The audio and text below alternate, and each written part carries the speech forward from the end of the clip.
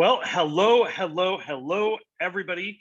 Welcome to another installment of our Southern California housing market update. It is January 25th, 2022.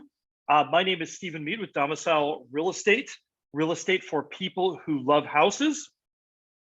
And before we start going through the stats, I want to talk about really, I think, the most important lesson that I learned in college about economics. And I will never forget this day. I was in class and my professor had asked us a question saying, what do you think about various, and then he would list kind of a bunch of things, inflation, all of these things. And, some people would say high inflation is bad, and other people would say high inflation is good.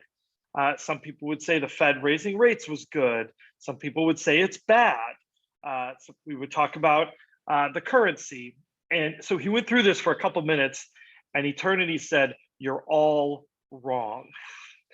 And the reason that we were all wrong was because it's important to understand when you're doing any of this kind of analysis that you do not want to walk into the door with any preconceived value judgments about some of these economic inputs and news. Now, there's news that may be good for you or bad for your particular situation, and that's very true.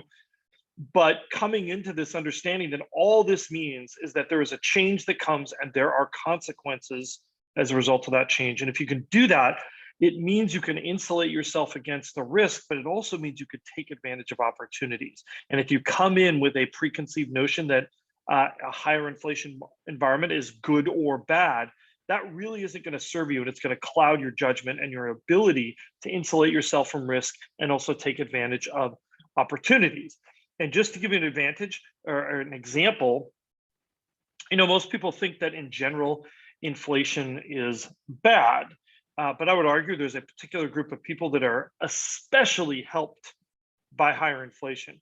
And that is anybody who owes a lot of money to someone else with a fixed rate loan. So for example, if you own a home right now and you are watching this, and you have a fixed rate mortgage for, we'll say 3% to make the numbers even because you refinanced last year, inflation is actually very, very good for you in that context because it means you are going to be paying back that loan at very low interest rate with inflated dollars that you will be earning. So in your situation, that can mean that your cost of borrowing is actually negative. This is a huge benefit to people who owe money on a fixed rate basis. So just to kind of show that sometimes these inputs, they might seem like they're good or bad inherently, they are not. And kind of keeping that open mind really is step one to making good decisions. So without further ado, we're going to talk about decisions and what is actually going on out there. Let's cue up the slide. So, all righty, active listings. And this really has been kind of the bane of our existence. And, one of the things that I want to point out here is that we didn't really get the bounce that we were expecting. Now, this is active listings. This isn't what's coming on the market, but this is just a net number of things available for you to go out and write offers on if you are a buyer. Or if you're a seller, this is what you're competing against. And look at where we are versus last year. We are well below that point. And, we kind of saw inventory bounce back, and then we have had 2 weeks in a row of really non-bouncing. It's been flat. And, this gives me some concern that we're not going to see that big spring uptick in listings like a lot of people are hoping for. I think there's some of those bear market junkies out there. They are just waiting for that moment when the market is flooded with listings, prices drop, and they can get whatever they want. And I don't see any evidence of that happening, at least not in the short run. This spring is shaping up to be difficult for home buyers. But it also means the flip side is if you're a seller, you will have no trouble selling your house based on where we are with our total number of active listings and our inventory. And this is true in both price categories, right? This is under $1 million and 1 to 2 million. Obviously, there are more under $1 million listings, but look at the shape. I mean, the net result here is pretty much the same. Now, the real question is, if you look here, you saw that kind of the middle to late summer was sort of a high point of inventory for us. That's been pretty true in California most years. somewhere kind of that end of July through kind of the end of August.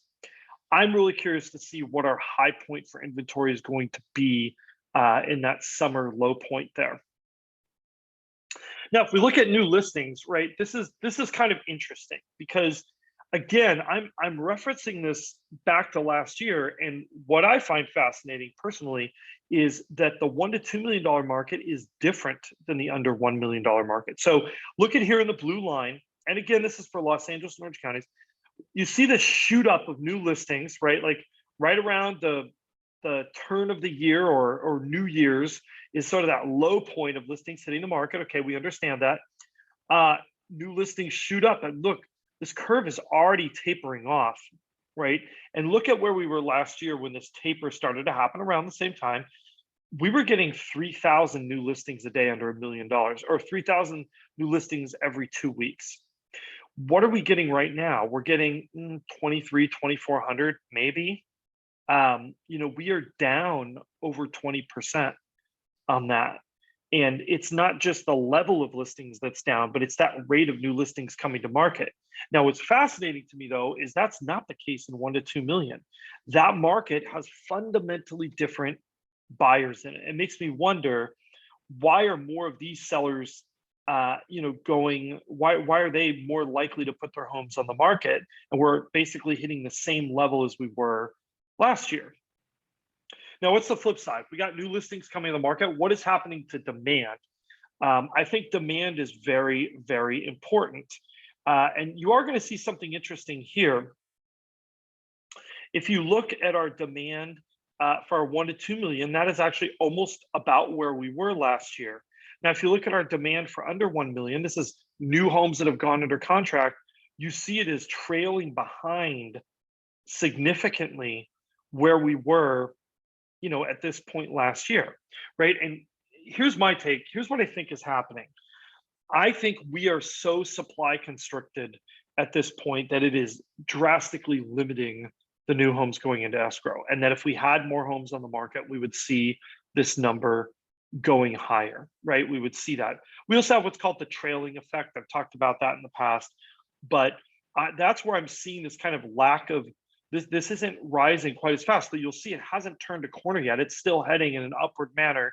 It might be delayed by a week. I'll be interested to see what kind of happens last week, but we are well below where we were at this point last year on new escrows. But I think it's because there's nothing for sale. There just aren't any houses for people to buy. It's not a lack of ready and willing buyers. So if we look at our absorption rate, what do we have going on here? So our under 1 million has in fact rebounded. It was pretty low. It's rebounded to just under 90%.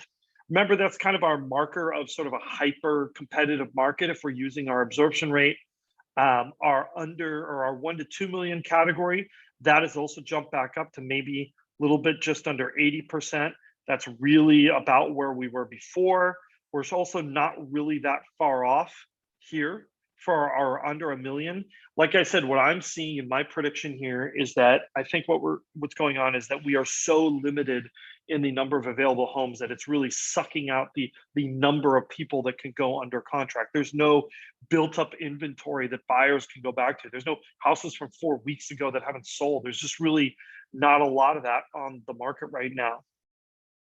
And so we look at our close prices, and again, this is 4 to 6 weeks ago, so that would put us in the middle of December, not exactly the hottest point of the market. You'll see that prices are a little bit soft in all three of our categories, but I can assure you, when you look at these graphs, I report the prices every week, and I've said this before, we're really looking at the long-term progression on prices. Week to week is a very tough measurement for prices.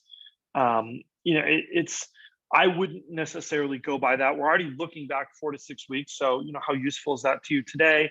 We're looking for this long-term trend. That's really what we're trying to spot when we are looking at the prices. So this is a secondary measurement that we use for how competitive is the market. And I'm going to go off share here because there's something I want to say real quick, and that is, what's the point of watching these videos other than you love watching my smiling face every week? Well, the point is to try to understand where is the market right now? Where has the market been, and where do we think it's going? Right. That's kind of the three things, and we use different measurements for each of those. This is a measurement that we use a little bit for a right now type of a feeling, because what happens when there's a home that you love and you saw a bunch of people at the open house? Now your thought is it's probably going to get multiple bids, but how aggressive do you need to be? And that's really the question that we're kind of trying to answer here, is how competitive is the market right now? And this absorption, or this percent still active on the market, that is a great proxy for that, to tell us how competitive do we think it is, because it looks back and it says how much of what just came on the market is still there. And you'll see in our 1 to 2 million, we're at a point of very high competition. Remember, in this graph, lower is more competitive. We are kind of reaching some of our low points. And then if you look here for our under 1 million, that is also very low as well, comparable to where we were last year, but looking a lot like that spring, meaning a very competitive market. And then here's another little clue, right, that should tell you something, that our market is different. If you look at our list to close ratio, what do you see here is that we kind of bottomed out for our under 1 million. We bottomed out around 102%. I think if you were to draw a trend line, you kind of see that. We bottomed out here. Look at where we were last year, though. We were more like 101% of list value. This may not seem like a lot, but really, this tells us something about the dynamics of our market. Consumers, on average, are paying, as of right now, 103% about for both of these price categories over list price, meaning our buyers are at this point almost conditioned that they will be paying over list price for a house. And if you're watching sort of the car market, it's really kind of a little bit of a similar phenomena, is that people talk about getting a car at sticker price like it was a good deal. And I think these adjusting expectations, I talked about this, if you watch our first time buyer video, or if you watched our videos in the past, I've talked about, is this meaning our market is permanently ultra competitive? I don't think that's entirely this. I think part of this is an actual changing set of expectations. I think I mentioned in the Bay Area, it has been common for years that homes sold for over list price. It didn't even matter the market. There was this expectation that list price was a low ball list price to get people in the door. I think we're starting to see a little bit of that by the fact that this never quite dipped down to 100%, even at our lowest point. And then we have our days on market, right? This is for new contracts. So this is the house is actually going into escrow. And when we look at this graph, we never really rose that high, did we? And now where are we back? In the low 20 days. Our low point here was like maybe 18 days was the lowest we saw for our under 1 million. And we're like at 22 days right now. This should tell you a lot about how different this market is than last year's market, where that days on market really shot up towards the end of the year in 2020. And then our affordability chart, right? Remember, this is based on our sales prices as we're reporting the graph. So it's 4 to 6 weeks old sale prices with current interest rates. I'm going to show you that interest rate graph in a second. Maybe some good news there for buyers. We're right at 120%. And just as a reminder, this is indexed to June of 2018. So the payment on a median priced home is 20% higher than it was in June of 2018. That is nearly 4 years ago. Given where inflation's been, I'm not nearly as scared of this 120% number. But we've really got to control how fast that goes up. And again, inflation, ironically, for a home seller, inflation is what really allows those home prices to remain resilient, even in the face of rising interest rates, right? Because that means along with inflation, you also see some wage growth, even though it trails behind usually 6 months. And then here's our prevailing mortgage rates. And you can kind of see, this graph looks pretty scary here, though it does appear to be leveling off a little bit. And right now we're just over 3.5% for sort of our national average high down payment in 30-year fixed interest rate. So, there is some signs that maybe we're going to reach a new loop plateau here and kind of around this 3.5% level. I think if we plateau that for a while, that gives the market a lot of room to catch up to that and to remain strong.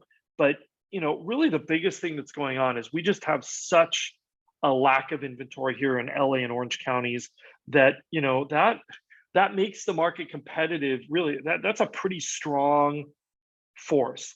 So if you remember in 2008, 2009, 2010, I certainly remember I was in the market at that time. It was a glut of inventory, right? Like, I mean, we talked about new home neighborhoods that were foreclosurevilles where at any given point in time, 20% of the houses were on the market. We're obviously not seeing anything like that, but that should just tell you how much inventory can play a role in market forces. And honestly, either a glut of inventory or a lack of inventory can really overcome a lot of other economic factors like rising interest rates. You're really building a pretty solid cushion in there. Whether that holds out, like I said, depends on how fast and how far those interest rates go up, whether inflation gets tamed to a below 5% level or below 4%, I think is what the current administration would like to see. I'm not sure that's going to happen. But just to play devil's advocate here, as a country, we've gone in pretty significant level of national debt. Inflation actually helps us out quite a bit on that national debt. It essentially devalues that debt because what happens is your GDP rises due to inflation, but your outstanding debt remains the same. So your ratio actually gets better when that happens. So just some interesting thoughts. Remember, this stuff isn't good news. It's not bad news. It's just news. And you can decide how it's going to affect your own decisions and your own decision making. Do not forget to like, subscribe, and hit that notification bell so you will see our future videos. Questions and comments, we love them as always. And if you are looking to buy or sell real estate in Southern California, absolutely reach out to us so you can tap into our expertise. We'd love to work with you. I think that's it. We'll see you again real soon.